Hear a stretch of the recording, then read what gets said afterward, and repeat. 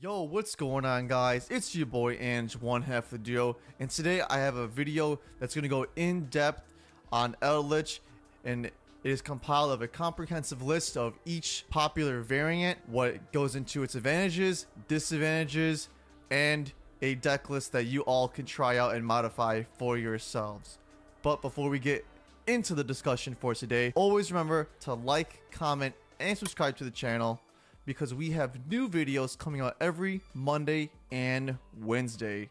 So without further ado, let's get into this discussion. So the first thing I want to go over is the preface core strategy of this archetype. So we all know Eldlich has been going around for a long while now, since April of 2020. This deck originally wasn't seen as a meta contender when it was first announced, but little did we know it would become one of the most annoying strategies that we've probably faced in a long time and revive the trap card as we know it. So things that this deck really has an advantage over is playing around your opponent's win condition. This deck can play around True King of all calamities very easily. This deck can also play around a lot of disruptions and create a lot of disruptions through its traps through Conquistador and Haketo, and also having a lot of hand traps that it could use because this deck's engine is very small and very versatile, and the ability to constantly make recurable resources through its own effects of banishing these traps to get more Golden Lords or Golden Land cards out your deck. Dodging Ash Blossom is extremely strong, and this game also is very good at simplifying the game state, making your opponent really rely on its true core mechanics to try to outgrind you, which goes into our last point. The grind game is real with this deck, and I feel that it is very, very good at making your opponent use resources it otherwise would not like to. Continuing on, we have advantageous card diversity. Now this deck is one of the most diverse decks in our metagame right now, I would say, and it always has been. This deck can play a lot of hand traps. Typically we see a lot of lists play anywhere between 6 and 12 hand traps. Now that is actually a lot, and if we look at meta decks throughout the years, normally they do play a lot of hand traps, and they have small engines that are really consistent, and this is what Eldlich is really best at, making consistent strategies backed by a lot of hand trap power. Also, different variants of Eldlich can have many other uses of draw power, like we've seen Pot of Extravagance.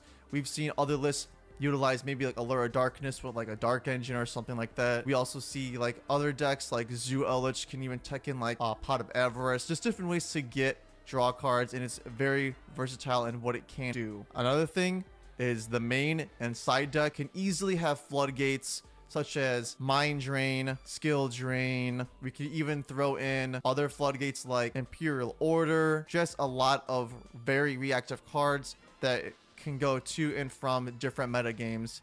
And going on, it could have a lot of very reactive cards such as like Cosmic Cyclone, Twin Twisters, Lightning Storm, and also like cards like Book of Moon, Book of Eclipse, so on and so forth. This deck is very, very good at what it does. Additionally, we could have other trap cards like Torrential Tribute we've been seeing, Needle Ceiling, the Solemn Brigade, you name it. This deck can run a multitude of different traps and still function properly, and also the ability to main deck multiple engines. We've seen Eldlich go through the many different variants and forms, even early on where we had a more strict zombie variant going into the more synchro variant, also combining in with the Dogmatika, and then now we've seen it where we have ZOODIAC Dogmatika, and also we have other variants still going around that we will get into very shortly. Now the four main styles of Eldlich that we'll be discussing in this video are Pure Eldlich, the more trap heavy variant. We'll also be going over ZOODIAC Eldlich, we have Dogmatika Eldlich, and also we have one of the newer styles as Evil Twin Eldlich, something that has been in the woodworks for a long time with many veteran Eldlich players. When Secret Slayers first came out,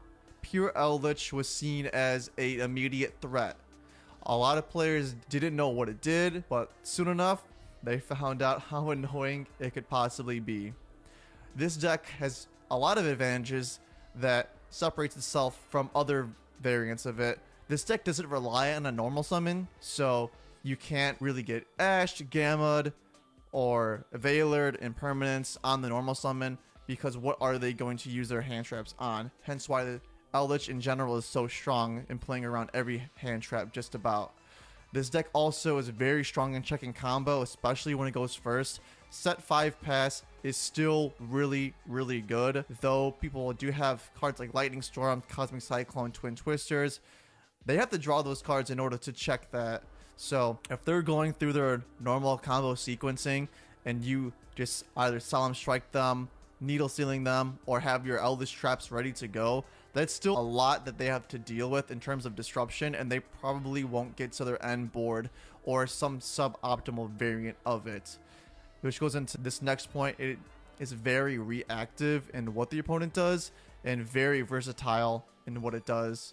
We've seen Eldlich go through many different cards within the vast card pool that Yu-Gi-Oh has by playing like cards like Book of Moon, Cosmic Cyclone in the main deck. To go furthermore, this deck is very versatile in draw power, because not only can we use things like Pot of Extravagance, but we could also use other cards like Pot of Duality to just dig into our decks even further, because we're not gonna special summon that turn anyways normally, so we could have just different cards to dig deeper within the pure version. Also, this deck is very good in main decking floodgates. Things like Imperial Order and Skill Drain are some to name that straight up blow the opponent out of the water. Also, this deck has the ability to run multiple board wipe traps. A few of them to name are Torrential Tribute, which has gained a lot of popularity recently, and also Ice Dragon's Prison. Some disadvantages with pure Eldlich is not having a normal summon. Now, this could see as a pro and con. It's a con because not having a normal summon means that you're sacrificing yourself to not have a starting play a lot of times. This deck is always a turn behind, so you have to keep playing very smartly in order to keep yourself in the game. And also, this deck does have a lot of inconsistencies. You're forced to start with your draw engine cards in order to get to your other traps and your starter cards, such as Scarlet Sanguines, your Cursed Eld lands, your Golden Lords, because you have to hard draw at least one of them to get the whole engine rolling. That way you could start searching out things. Another thing that's very hard for this deck is going second. Now, I know that this deck can go second at times, but in this metagame, where we have a lot of decks creating many Omni Negates, it's very hard for you as an Eldlich player to go second. Also, to play Eldlich, maybe just in general, is you're forced to be knowledgeable about the current metagame and what things to react to. Now, I know that may seem like kind of like a given playing a control deck, but it really forces you to be smarter at the game in general than the combo player, because normally combo, you could just play through whatever you want and just OTK your opponent, to where being a control player, you have to know what things to negate, what things to stop, and also what things that you could do on the following turn to stop your opponent even further. So you have to know what a lot of different decks do, a lot of different strategies, and in general, it'll just make you a better overall player in the long run. But if you're just playing this as one of your first decks, it's something that you really have to take in consideration. Here's a pure Eldlich list I got. This is a list taken by Triff. He played a pure Eldlich variant that came out and is actually pretty interesting. I'm gonna go over the deck list right now, just the main deck. We have 2 Golden Lords, 3 Cursed Eld land, 1 Black Elixir, 3 Extravagance. We have triple Conquistador, triple Punishment, triple Scarlet, triple Gozen Match, triple Waquero. We have triple Ice Dragon's Prison, triple Needle Sealing, 1 Skill Drain, triple Solemn Strike, triple Torrential Tribute, and then triple Trap Trick, just to get out our traps. Now, this deck is very inconsistent, I would say, but we see the idea that where he was getting at, where there's no normal summon, you're just solely relying on all your heavy hitter trap cards like Needle Sealing, Torrential Tribute, Strike, Ice Dragon Prison, and also your Eldlich engine as well. And we can even take a peek at the sideboard. So since he doesn't make his normal summon, you play the Sphere mode to hit combo. You have Cyclone, evenly match. We have the other floodgate of Imperial Order, Heavy Storm Duster, Triple Judgment. This is something that you have to kind of think about when you're playing pure Eldlich. You have to think about what combo decks are very prevalent in the meta.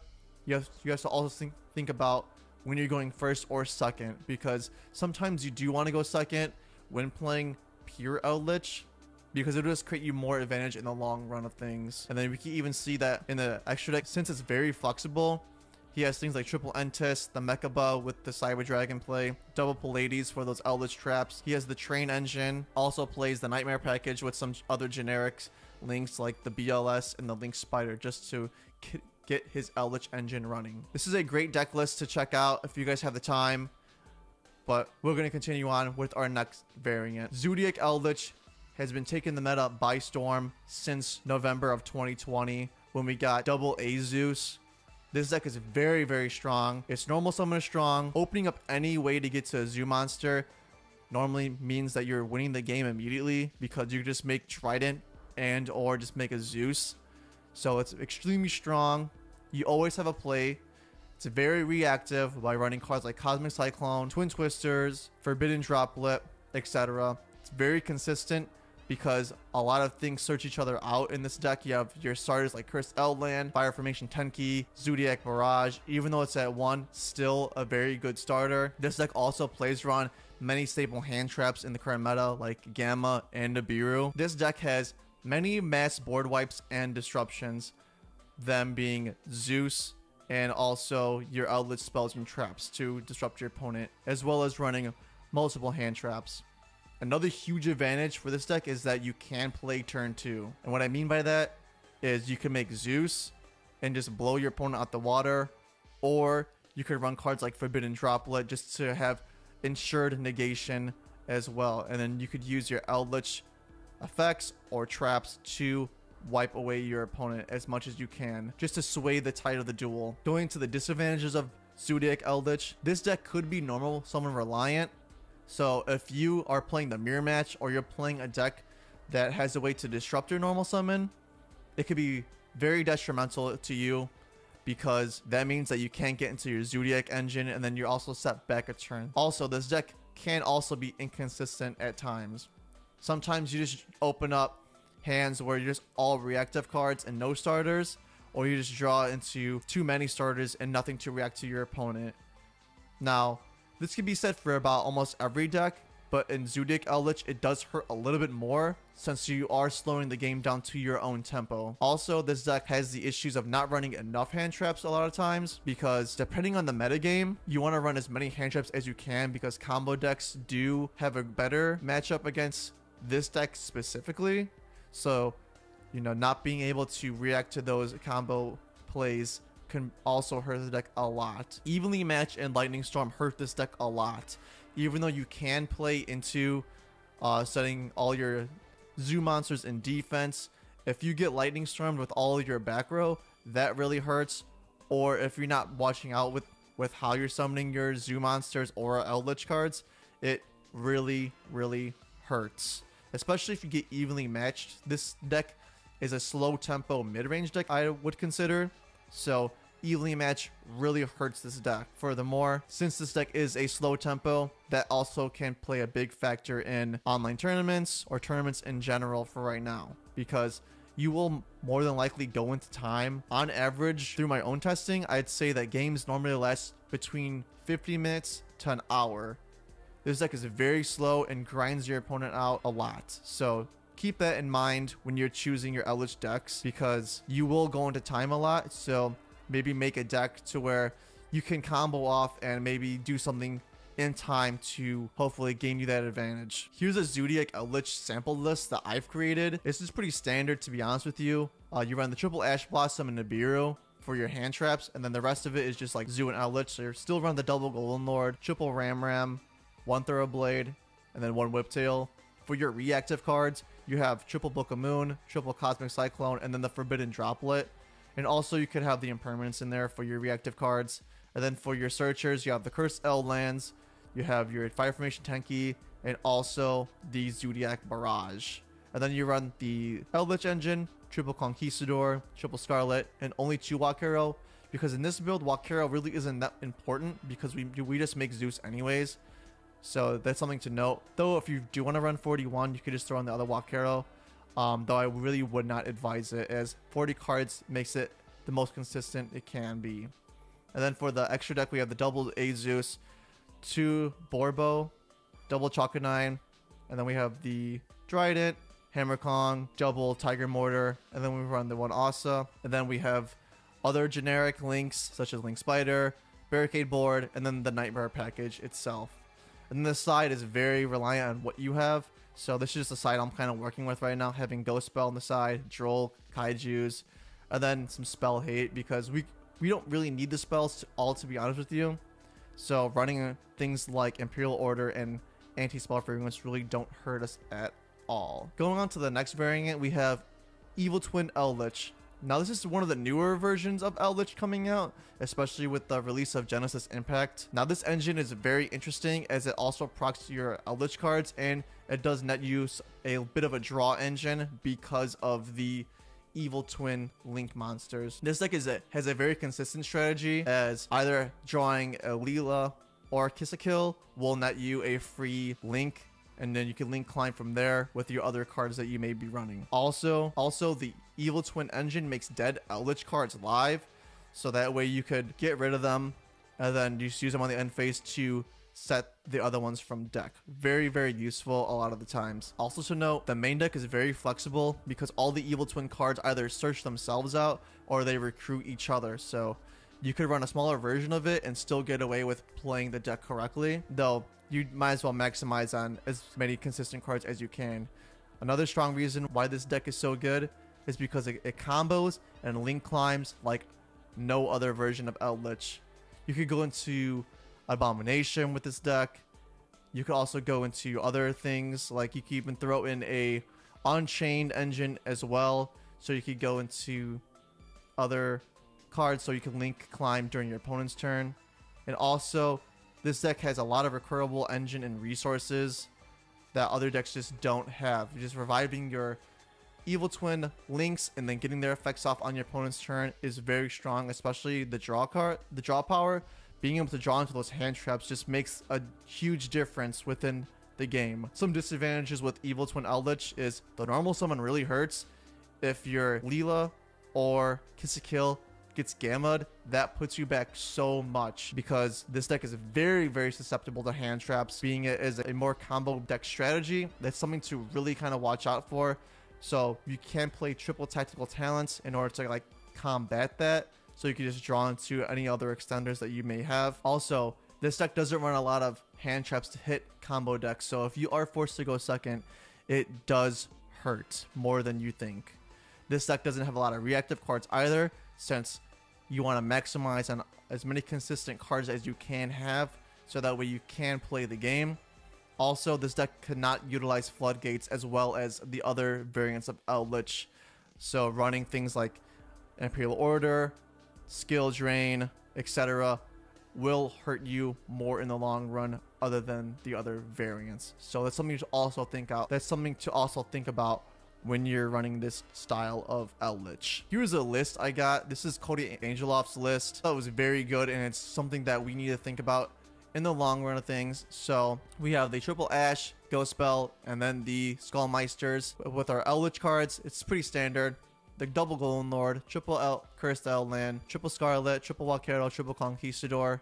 Very, very standard stuff. And then for our Evil Twins, we have 3 Kiss to Kill, 3 Leela, and then we have the triple Searcher and then the Secret Password, because we want to maximize how many Evil Twin cards that we see, that we were able to play the game. Other generic cards we have is the one Called By, because this deck gets, if it gets hand trapped, it really hurts the deck. And we also play double Talents. And then to round it off, for generic trap cards, we have the triple Solemn Strike and then the double Ice Dragon's Prison. Now, if we even look in the side deck, we have Torrential Tribute, the Cosmic Cyclone, Feather Duster, Nibiru, Pankratops, and then the triple Anti-Spell Fragrance and the Imperial Order. I would say just be careful when you're using this, because it can hurt you a lot, especially if you draw into it, say game 2 or game 3, and then you also have a handful of like very reactive spell cards that you otherwise might really need to have in terms of like reacting against your opponent. So that's something to watch out for. And then if we go into the side deck, we have the 1 Pallades, the Exos Kotaker. We're maxing out in all of our Evil Twin Link monsters because we want to net those advantage of popping things and also drawing cards. Furthermore, we have a large Nightmare package playing 2 Phoenix, 1 Unicorn, and 1 Cerberus. And then you have the Link Spider and then the double Abomination. Now, the reason why you want to max out on all of the Nightmares and the Abominations because this deck locks you into summoning only Fiend monsters from the extra deck, and they're all Fiends, but guess what? They're all really good in generic, and plus, I guarantee you, they will be co-linked, so you get an extra draw off of their effects. So it's something to really look out for, and why this deck, I think, will be one of the best variants of Eldlich in the future. But lastly, we have the Dogmatika Eldlich, and that's one of my personal favorites. This deck is very, very versatile. This deck is not normal summon reliant at all, but it can be if you just draw the Ecclesia, then you can normal summon it. But a lot of times you could use Ecclesia as an extender instead. So it's really still not normal summon reliant at all because you can just play around that. It's very consistent, very powerful with search and draw cards, having cards like Nadir Servant and Pot of Extravagance as some very powerful things to end your deck. The ability to merge multiple other engines. Now, we've seen in the past how Dogmatika can be used as a small engine and be coincide with like the Synchro engine. Also, we've seen it mixed with ZOODIAC as well. So it's just something to note that you could even interchangeably use them with other variants of Eldlich. Also, it punishes extra deck strategies. When things are summoned from the extra deck on your opponent's turn, you could just either negate them with the Fleur-de-Lis and also have other reactive cards such as Punishment, something like an Entis or something like that. Also, the Ecclesia cannot be destroyed by battle with monsters summoned from the extra deck, so it actually ends up being very good against those. Also, this is one of the Eldlich strategies that has a strong OTK potential, especially with Fleur-de-Lis, making all Dogmatika monsters gain 500 attack. This deck is very good for recycling resources because you could have like Cypher Gamma Omega, and then you just get back your Punishment from your graveyard and then just summon the Ecclesia and then search the Punishment once more. Also, you could recycle your Eldlich traps with that too, and it does come up. Let me tell you, I played in many tournaments, and recycling back a Scarlet Sanguine or Conquistador really matters in the long run. Also, this deck can play a lot of floodgates such as Imperial Order and Skill Drain, Anti-Spell Fragrance, etc. The disadvantages with Dogmatika Eldlich is that the hand traps against this deck really hurt. If you get Gammaed on your Ecclesia, that hurts a lot. Or if you get, if you get Ash on your Scarlet, that also hurts a lot because this deck is very slow still. So you have to watch out and play around a lot of different things. This is why in this variant we do play more out elixirs in terms of like white and black because we want to play around those sort of things. And also we have the means to as a more flexible deck. Now, this deck can lock you out of the extra deck and set you back a turn, so that is also something to watch out for if you are playing it in ZOODIAC or in general with this deck as well, because you could have a potential to go for game using the train engine and your extra deck, but you can't because you're locked out. So always be mindful of that. Another thing for this deck is turn 2 could be very detrimental. We've seen in the past where if this deck plays against Dragon Link, it's very hard for it to combat it. Though it can, it's something to really keep in mind that a lot of our cards need to start building momentum, and if we can't start doing that, we just get lost in the dust. Furthermore, drawing the wrong Dogma card can really hurt you in the start. So say like you do draw into the Fleur-de-Lis and you don't see Nadir Servant or the Ecclesia, that puts you back a turn. It's considered a brick at that point. Always be mindful of that. Though I would say Fleur-de-Lis is really good, or drawing the Punishment is okay still. You would rather see something else. Also, the opponent could rather break the board easily, and what I mean by that is only having an Ecclesia and like 3 trap set is pretty easy to beat. It's like the same sort of idea of having, you know, Trident Pass. Your opponent could just break that rather simply. So it's always something to keep in mind of maybe main decking some other things to kind of like prevent your opponent from doing those sort of things, because once your board is broken, it's really hard to come back. So always keep that in mind when you're building your own Dogmatika Eldlich list, or you're combining these strategies with Dogmatika. Here is a sample list that I've always played around with. You do play a lot more hand traps. You play the triple Ash, triple Nibiru, triple Droll. These are all interchangeable, by the way. Every hand trap. This is just a sample idea of what you can have. My Dogmatika line is very small, only 2 Ecclesia in the one fleur de lis with the triple Nadir Servant, you typically don't want to see a lot of Dogma cards in general because you just want to search them through Nadir Servant. That way you get the send through from the extra deck to net you an extra search or an extra pop on the field. Same thing as always, double Golden Lord. Never need to play 1 or 3, just 2 is fine.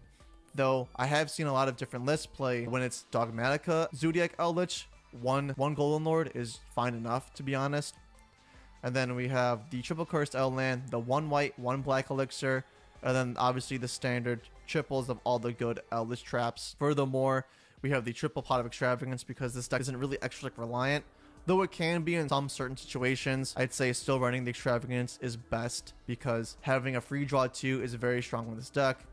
Furthermore, to round it off, we have the forbidden droplets as our like semi-tech choice. We can see in the side deck a little bit. We have the Dark Really No More, evenly matched, double floodgates with the skill drain and Imperial Order, lots of back row hate with triple lightning storm and the feather duster. Also, we run the Pingertops with the 2 alpha. From our extra deck, we run the triple Entis, double Titanclad, the 1 Omega, double Pallades, and we also have the train package.